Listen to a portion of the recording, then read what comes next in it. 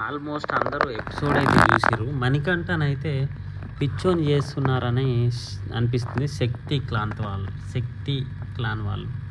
ఎలా అంటే మణికంఠ అసలు సెల్ఫ్గా తీసుకున్నాడంటే ఎక్కడ తీసుకున్నాడప్పా సెల్ఫ్గా డ్రాప్ అవుతానని బిగ్ బాసే నోటీస్ ఇచ్చాడు కదా మనకు. బిగ్ బాస్ లెటర్ కూడా ఇచ్చాడు కదా ఎవరికి, అందరూ డిసైడ్ చేసి చెప్పండి, అలా ఎవరికి వారు డిసిజన్ నడవదు, సెల్ఫ్ తగదు అని.